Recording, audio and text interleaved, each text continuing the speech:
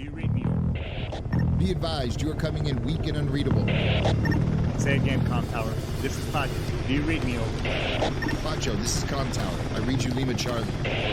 Com Tower, Com Tower. Request permission to launch and commence the field op. Over. Stand by. Pacho, permission granted. I say again, permission granted. Roger that. Launching podcast in 3, 2.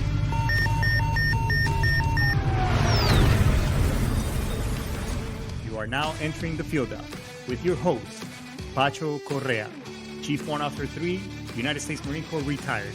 Get some. Hurrah!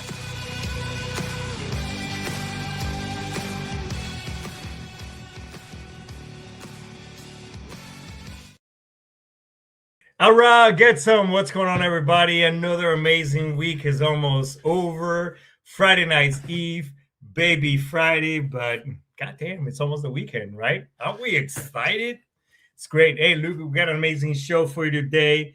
I got an amazing guest. I mean, this person is, I like to call her my work wife, and we pretty much talk, I think, like once or twice a day. But before we bring her into the fold, hey, let's just get all the pleasantries out of the way. This show is brought to you pretty much by me. When was the last time? Let me ask you this. When was the last time that you took a real good, nice, hard look at where you stand financially? Do you know your financial independence number? That number that's going to set you free later on in life so that you're funding your money don't run out. And then now you're in your 70s. And I've even seen folks in their early 80s having to go back to work because they've outlived their income. So if you want to implement strategies, because I work with families, retirees, veterans, and just about anybody, and professionals, put strategies together that can set you apart, protect your income and your asset. Because let's face it, SGLI, VGLI, and survivor benefit plan from the military, it is not the best product for us. It's something. However, can we agree that we can take ourselves apart so that our families and our loss and the loss of that income, they don't suffer? So if this is something that you want to learn more and open and just a little bit curious, let's have a conversation. That's not that, you're not there to make a hard decision or anything of the sort. I'm not going to hard sell you, try to sell you a vehicle that you don't want.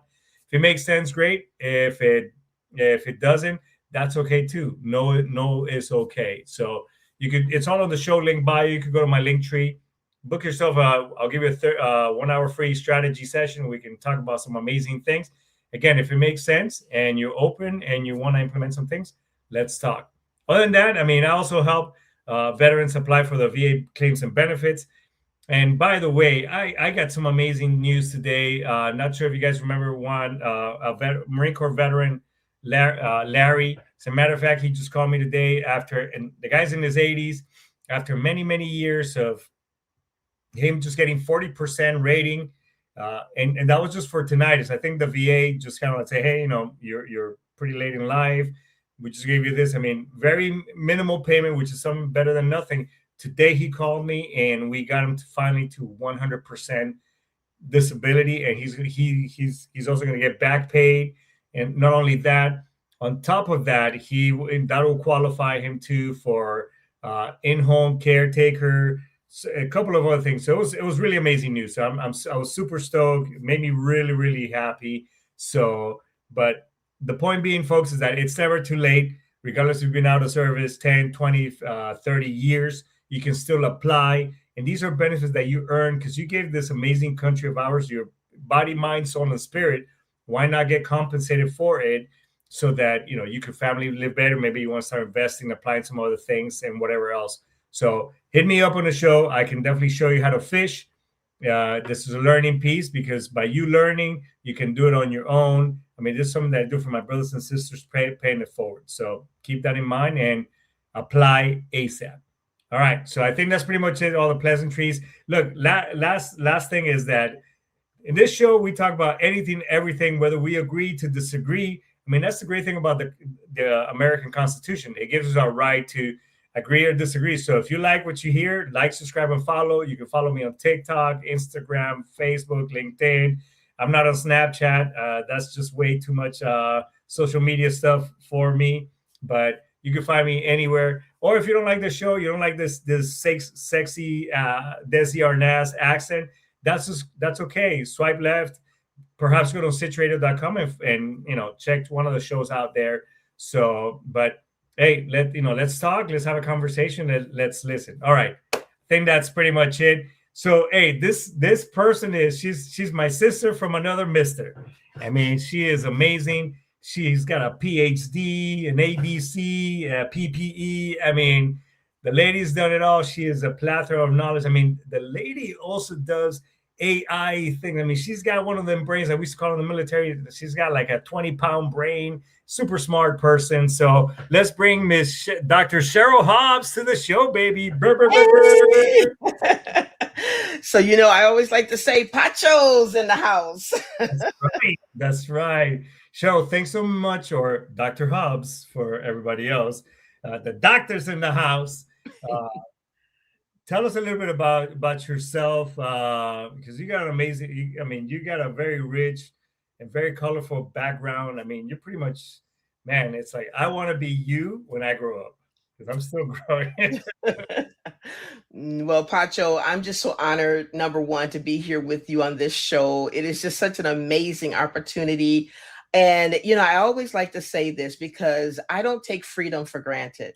And so, Pacho, I want to thank you for your service. And I want to thank all the service people on this call to just, everything that you've done and everything that you sacrificed for your family, for us in America to have freedom. Thank you from the bottom of my heart. And I mean that sincerely. Without you and people like you being brave as you have been, we wouldn't have this life that we do. So thank you. So I want to say that, Pacho, because that's me from my heart to yours. So my brother from another mother, right? I make no assumptions about myself. To have a PhD, right? So we'll start there because I want to take you all the way back. I'm probably one of the less likely candidates to ever have accomplished that. When I graduated from high school, Pacho and audience, I had a 1.0, okay? 1.9 GPA, 1.9. Just 1 point under a 2.0, which is what would allow you to get into a college. And yet, why did that happen? And how did that happen, right? Because that's going to lead you into how I came into education in the first place. Right. Education failed me. It did. It failed me. I was unmotivated, not because I didn't have a desire to learn, but because if I were to be judged today or specialized today, right, having now become a special educator later in life, I would have been labeled. And that label probably would have been gifted and talented. So you talk about all those things that I do, it's just because my brain is wired like that, right? Enough is never enough. I'm just more satisfied with the next, okay? Right. But graduating from high school with a 1.9 GPA, I remember standing at my graduation afterwards, saying in the parking lot, man, I'm so glad that's over. My mother looked at me and she said, what? I said, I hated every minute of it. Yeah. And she said, why? I said, because it was boring. They never reached me. I was the quiet kid. I didn't get into trouble. So they overlooked me, right? And so later in life, what did I do? I became a marketer, right? I have a marketing degree. That's my undergrad degree. But later I decided, you know what? I'm tired of influencing the Pachos of the world to go and buy this product and use this service. Right. I want to influence children's lives. So the first business that I opened up was a book publishing business because I had worked in the book publishing industry. Really? 17 years. Yeah. Oh, man. Yeah. Look at that. I didn't. I mean, we're pretty much attached to the hip. I mean, like, I know, right? Folks. But yeah. Oh, that's cool. How yeah. and wow, man, this is gonna go so many places, but okay. So, but let's go back to that. I totally relate because my son is pretty much the same way. They wrote him off. He was very to the point where like, oh yeah, your son just kind of comes in here, he'll take tests and he'll pass them, whatever. So we just really don't bother him and everything else. But me too. So that was and I just didn't see myself post high school in going to college, even though I was offered scholarships, and a lot of them were, hey, folks, don't hate me for what I'm about to say, but I was actually offered scholarships for dance. I was in, my mom was a dancer. I danced in high school and all that stuff. I just didn't see myself like, you know what, I'm just gonna join the military because that kind of aligned with me. So, but yeah, so they couldn't reach you, and now you're, so like, you know what, I'm gonna help children, change that, and then what? So me helping children was my give back, right? I never wanted anyone, and this is me today as well, to feel like they didn't fit in Right. or that they were undeserving. So I taught my students, until you're better than I am, right? And I'm nothing, then I have not done my job. And I think that's what the world today should be about: pushing others forward, helping them to get ahead, because there's so much about me. This is the selfie generation. We pick up our phones, we take our little selfies, but let's make it about everybody else around us. Because I always say, if I'm in a room of people, if you look to your right and tell that person to your right, I am not better until you're better than me. And if everybody in that room, in that round circle, does that, when it comes back to you, we've all won. Pacho, we all win when we push the next one ahead of us.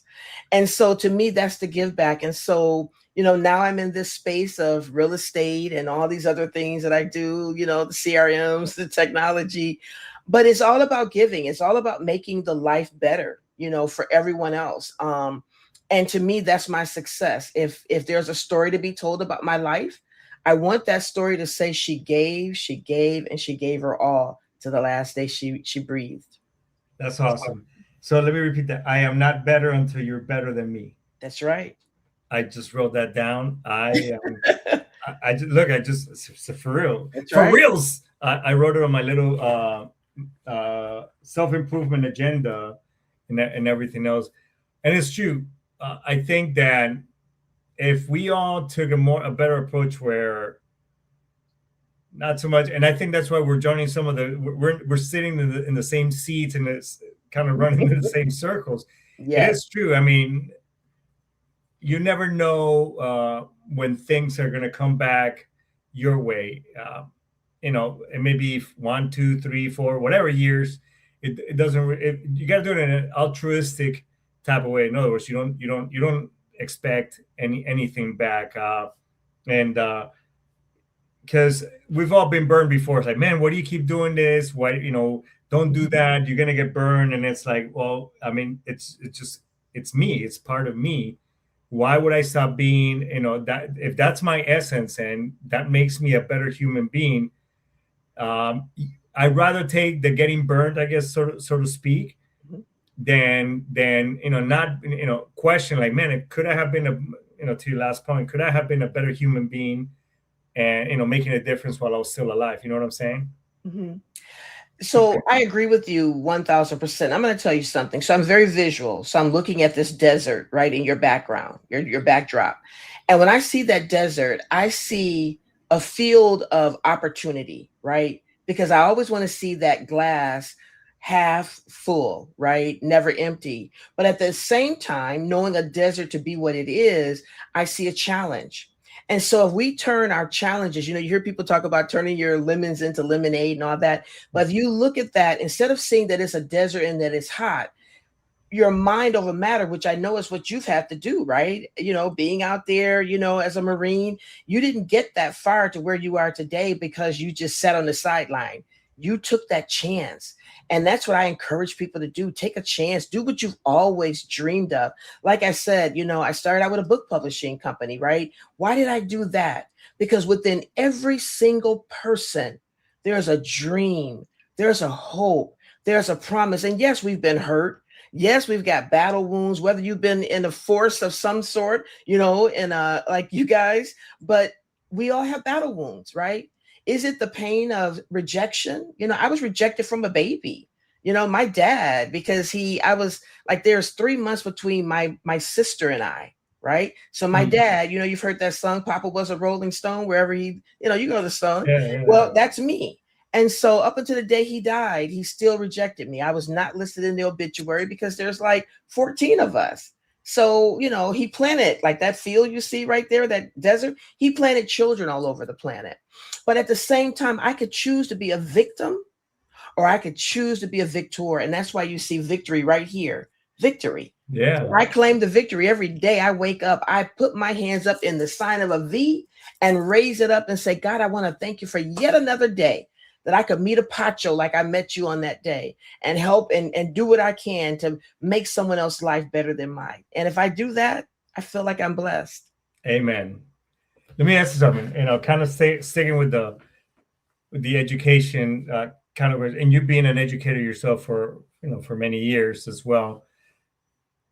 I think that, as a matter of fact, when I was growing up in Colombia, and I guess for those that time frame or that period, I guess you could say that even though we were farmers, my dad's side, I guess you could say we were pretty well off for that period, and I guess in the amount of cattle and land, whatever. But believe me, I mean, we were the last set of young grandchildren, so I mean, we got worked like part of the helping hands in the ranch.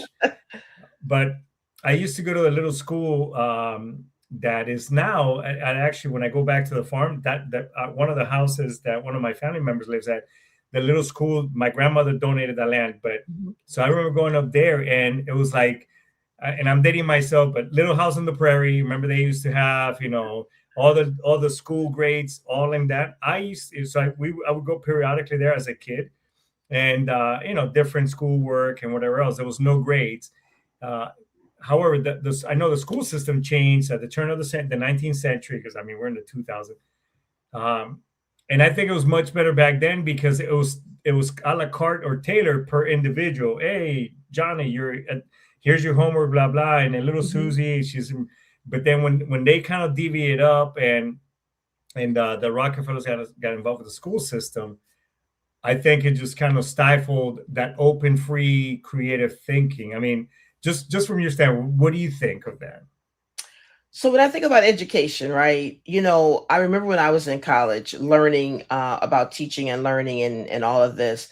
And one of the things that one of my professors said is that it takes 20 years for things to change in education. So I'm really going to date myself because I'm going to tell you my age. At 63 years old, I can tell you. Now, I come from the era of the phone where it was like the dial, you could hear it dialing, right? All of that. None of this right here, okay? Yeah, I know. Me too. And so coming from that era and thinking about the way we sat in classrooms, right? We were in rows, and we listened to the teacher that was at the front of us. Mm-hmm. I'll ask you and your audience, what's changed? You go in a classroom today, it's the same exact thing. And that breaks my heart. And so that's why when I've ever been in education, I've always made a difference. So coming in first as a teacher of students with disabilities, right? I was the one that said, before they started talking about inclusion for kids with disabilities, I said, this is insane. These children are literally in one contained classroom for 6 hours in a day. Why? Why is that? Their peers are out there having fun and learning, and all they get is a lunch break and a dismissal. That's it. I cannot stand for that. And I was the first year teacher doing this, right? And I come in and I said, you know what? And I talked to my principal and I said, I want our classes to integrate with everybody else. Well, I didn't get as far as I was hoping, but I did get far. We were at least able to have our classes interchange with other teachers so that it wasn't just me with them all day. They could see everyone else. And then later, because, I'm one of those people, I don't stop. I'm very forceful and direct. And I just have that process of, look, you tell me I can't, I'm going to tell you I can, because no to me means two things. I either need to put a W at the end, which means not now, or I need to put the K in front of that N and a W at the end, which means I just need to know a little bit more. And so what did I do? I began to advocate, and I got parents together and I advocated for these children to be included in the mainstream curriculum. Right. And they needed support. So what developed later with our presidency, they had No Child Left Behind. And that's what brought about the children being able to be included, right? So, with any type of government funding, sometimes they don't have the money to do it. But I'm that person that, again, here comes that, you're going to make it, we're going to make it work. And I made it work. And I helped as a principal. My kids were never in a self-contained. I had aides that came in to support those students. and my kids had fun. And notice I say my kids. So my biological children, I'll never forget the youngest one. She's still the brat at 39, right? But we were shopping one day. It was Christmas time, and I'm putting all these toys in the cart. And my daughter says to me, she goes, "Mom, why are you buying all these toys?" And I said, "Oh, these are for my kids." She says, "You mean your students?" And I go, Ooh. "I mean my kid," just like I said. And she says, "Well, and she's young at the time, right?" She goes, "Well, do you love them more than you love us?" And I go, "No, but I love them too." And so I made those gifts because, at the end of the day, some of my students, Pacho, they lived in foster homes. People always talk about, do you have a pencil? And as a principal and as an assistant superintendent, I used to say, listen, you're worried about a pencil and a piece of paper. I'll give the kid that. I need you to teach them. I need them to be able to learn, right? And so you don't know sometimes, go back to combat. You don't know what these kids have gone through by the time they get to your classroom. So you're wondering, why are they late and they don't have this or that? Maybe it's because the mom and dad were whatever they were. So they're there with you now. What are you going to do with them? And so my classrooms were always innovative. I used grant money. I made a grant, not made a grant, but I applied for a grant for the school, $100,000. Now this is like 20 years ago. So that was a lot of money back then, right? When what I did with that, I outfitted every one of those classrooms, 23 of them with state-of-the-art technology. Nice. Because my students in an urban district, Detroit Public Schools is now called Detroit Community Public Schools. My students, I don't care if you're urban, suburban, rural, they're going to have the best. If I show up, we all going to do good. We are first class. We are not second class, right?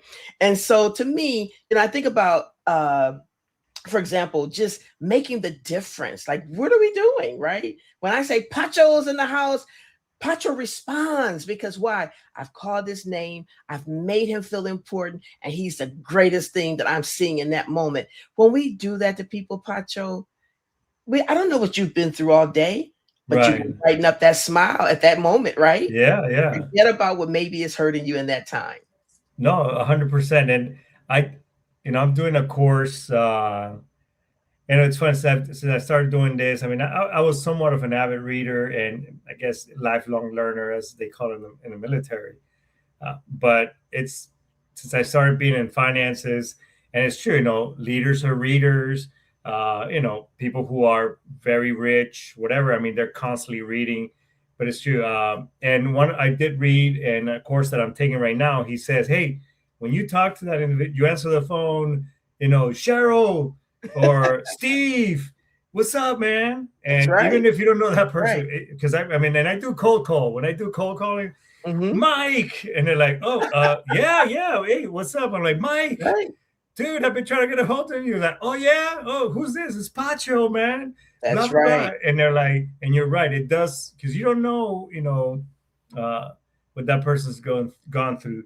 There's so much I want to touch up with you, and you brought up leadership. And you've been a leader in many different capacities. So I guess what is the difference now? Being a leader as you were coming through the ranks, so to speak, and then now and nowadays in your realm and the things that you do, and you're trying to make a difference. So I'll tell you like this. So I teach leaders how to be leaders, especially female leaders, right? And here's why. Because as leaders, I don't know if anybody could tell, but I'm African-American, okay? I'm a female. No. I know, right? Oh my God. How did that happen? Man. It happened on this show. No. Yeah. But when I show up, I'm one of those women I have broad shoulders, okay? And so when I come in with a command type presence.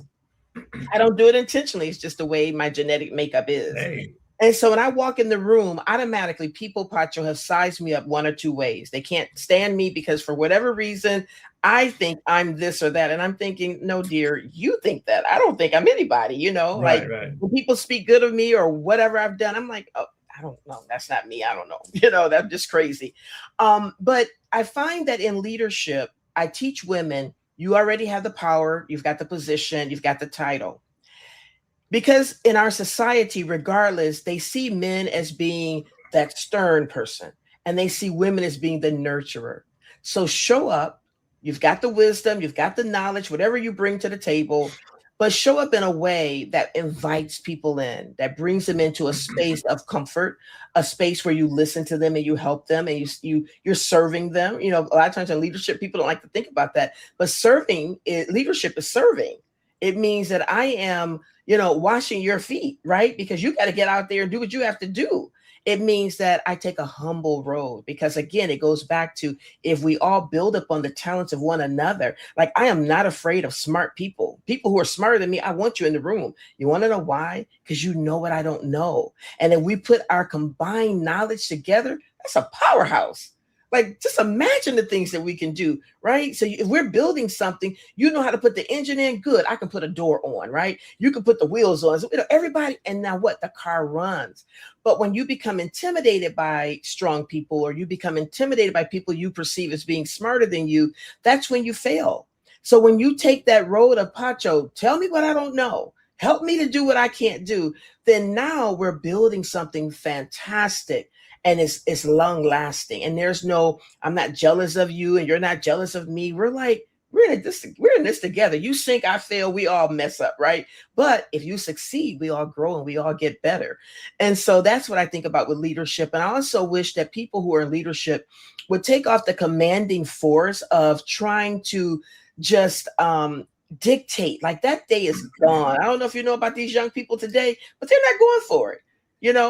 Only in the armed services, right, can you dictate and command.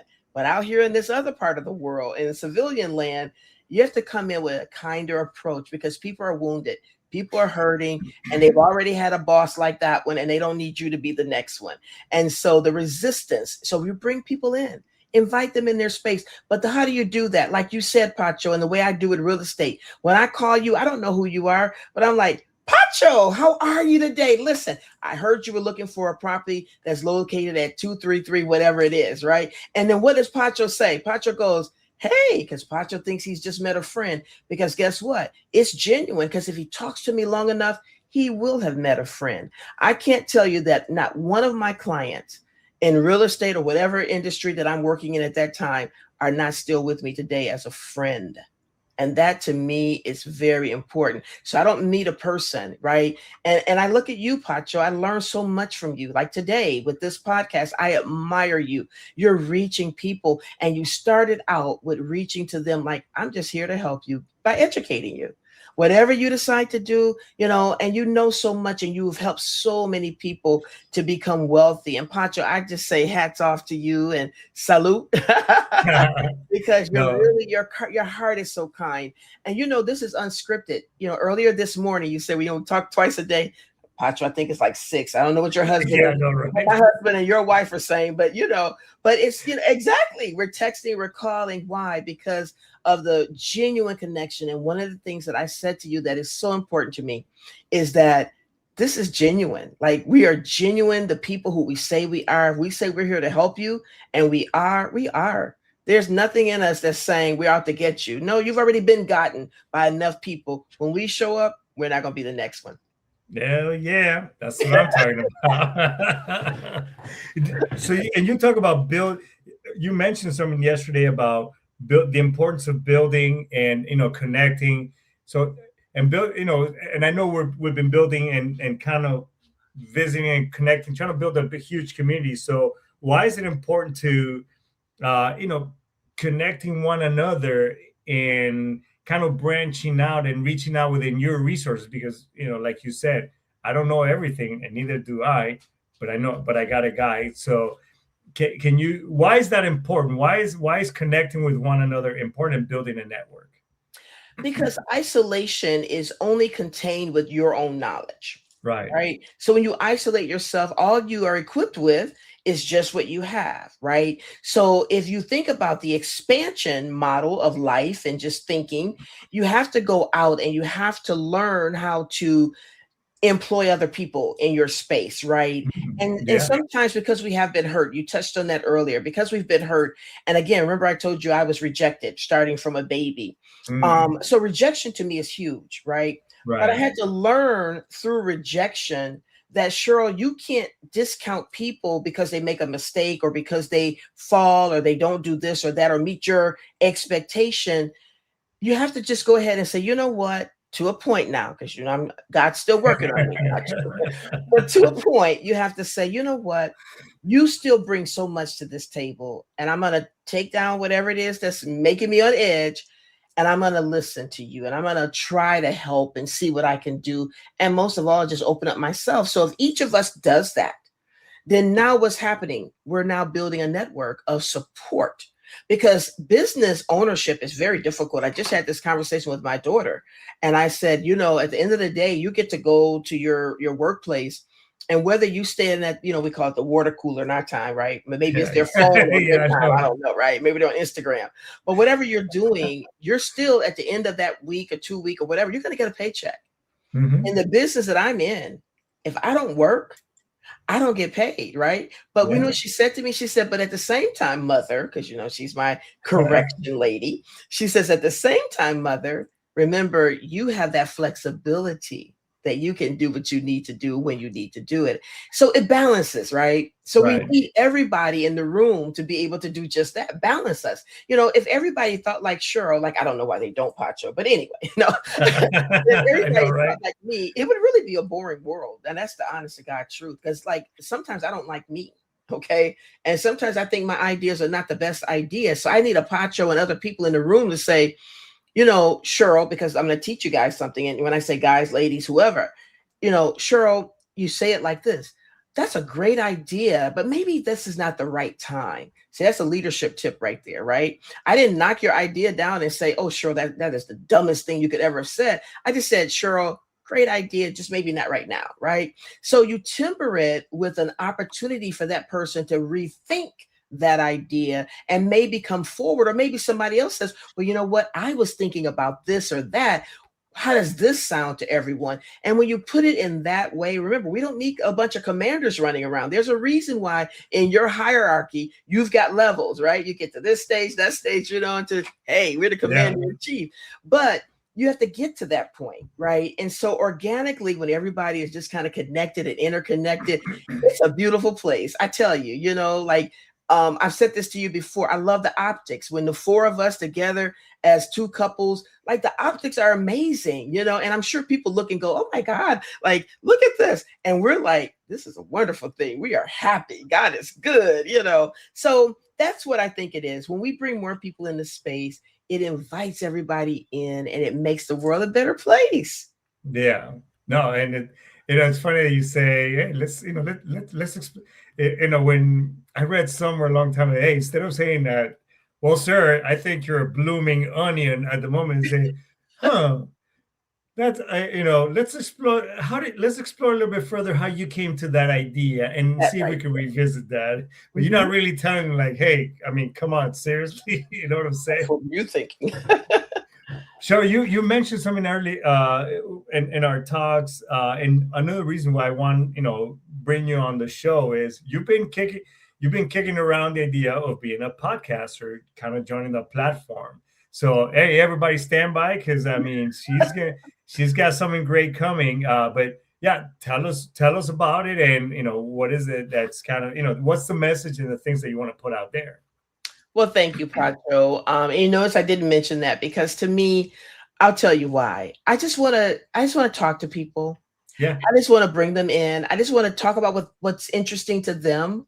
Mm-hmm. I want to hear their voice. I want to, know what makes you work, what makes you tick, what's not good. I want to talk about hot topics, things that people don't talk about, right? Right. I'm not one of those people that have a lot of filter, right? In terms of just knowledge and learning and all of that. What's intriguing to you, from food to whatever it is. I'm okay with the topic, right? So I want to bring a platform that does just that, talk about my faith. I love God and I'm not ashamed of that, right?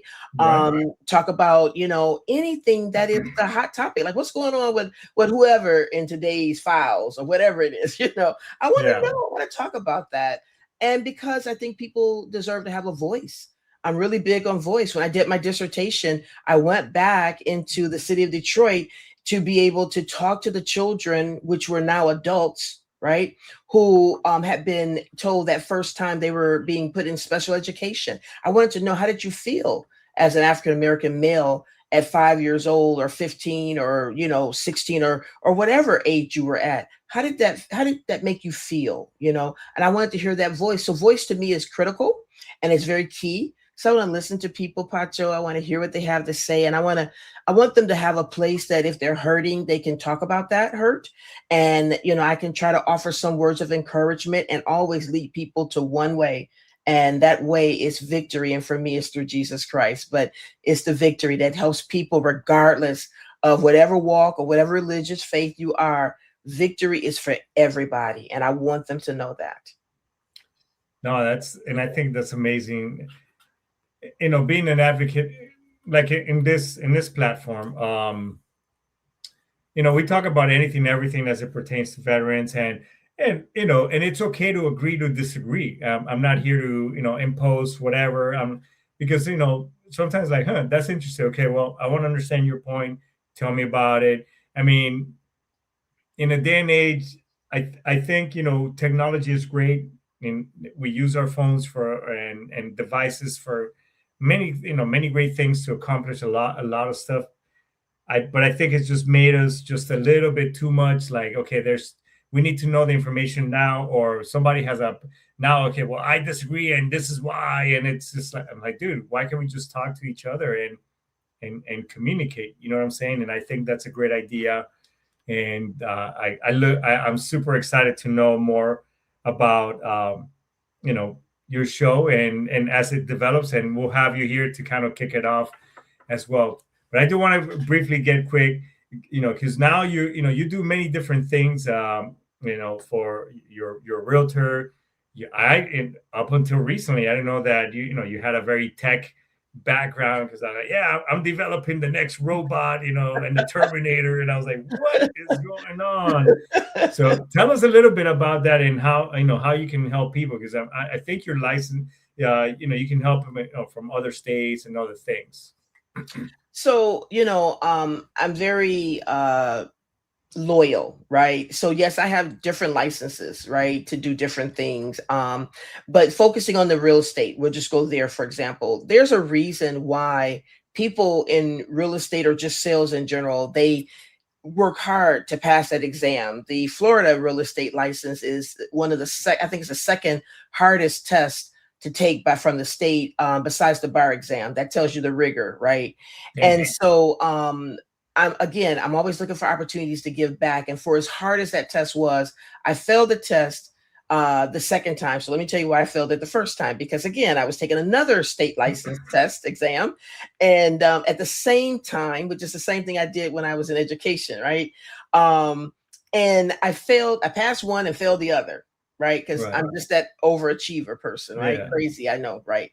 But when I did that and I realized how hard it was, and then I also realized how hard it is to get leads, right, to talk to people and have them convert to like, now you're going to be a paying customer. Right. I decided, again, how can I fill that gap? How can I make real estate agents and other people in the sales space be able to have leads that, one, they don't have to nurture.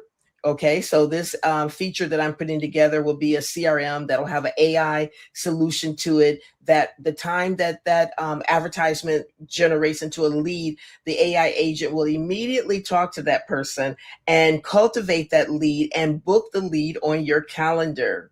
So what does that mean for people in the sales space? It means that now you can focus on converting the lead, right? Taking them all the way to the finish line.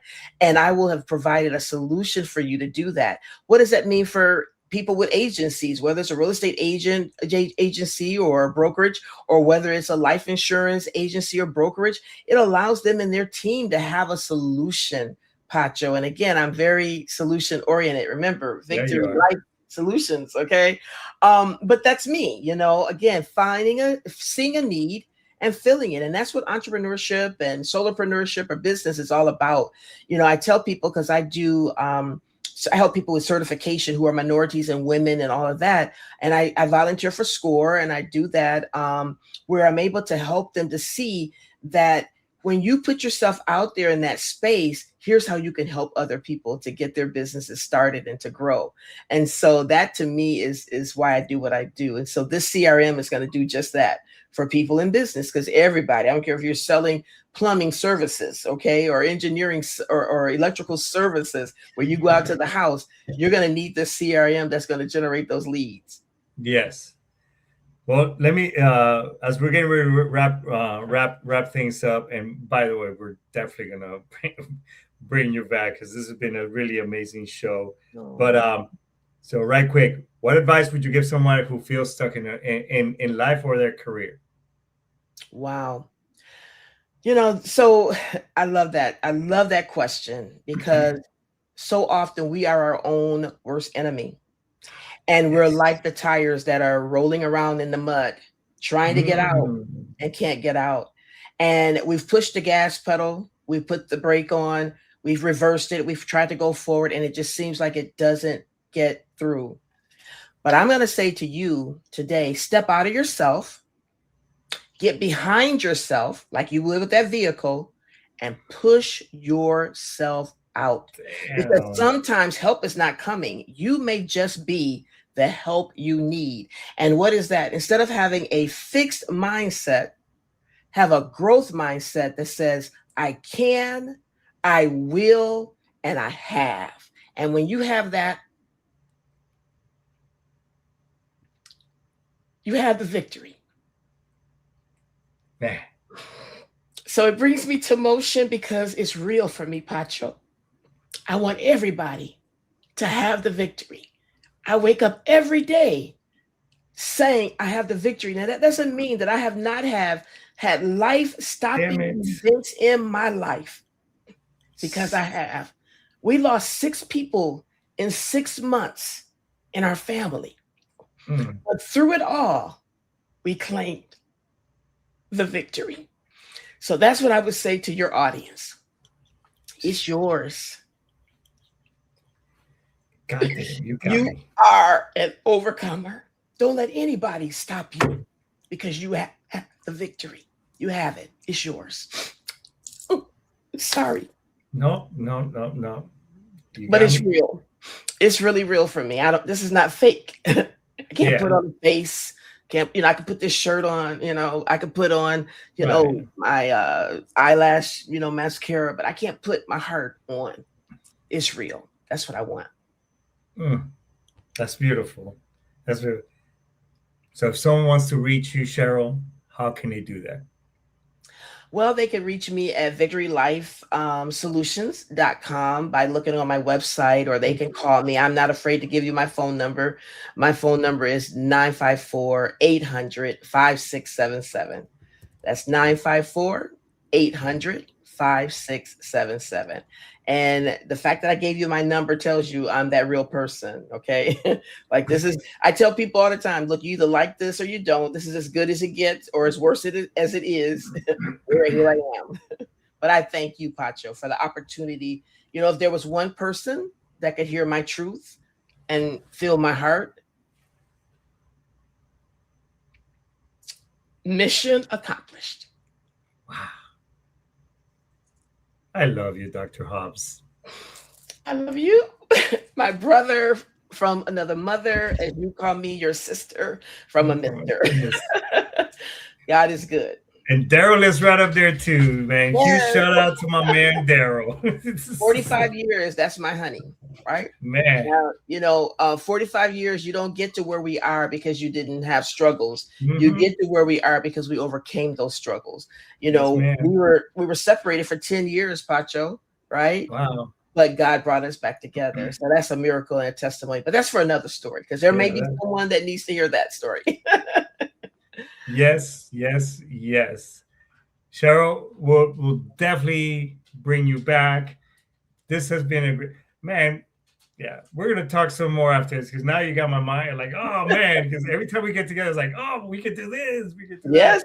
But 100%. Thanks so much, Dr. Hobbs. You're an amazing individual. I'm sure we'll be talking today, tomorrow, and then the weekend. I'm here. Thanks so much. Thank you so much for what you did. Bye-bye, everyone. Bye-bye. What an amazing individual. I mean, this was a great conversation. Man, she made very few guests have made, have maybe brought tears to my eyes, and very few shows. But it's amazing when you have a great vibe, you're talking with that individual, and we're just kind of going back and forth. I mean, and that's what it's all about. So, I think this brings me to my last talking point is that, being, whether we agree or disagree, whatever the case may be, we're all human beings at the end of the day. So when was the last time you checked on a friend? When was the last time you did a buddy check? It's been a while. One thing that us service members, or even us, anybody, we let life kind of take over us. And in a day and age where we're walking around with these devices, we're still building such a huge gap amongst each other. So with that being said, pick up the phone, do a phone check. Doesn't have to be military related. Just do a phone check with somebody. And hey, how you doing? Is everything all good? What can I help you? Do you need me? Do you need to talk? Talk to me. What else? You know what I'm saying? So keep that in mind, and that's your homework for the weekend. So, but what an amazing show.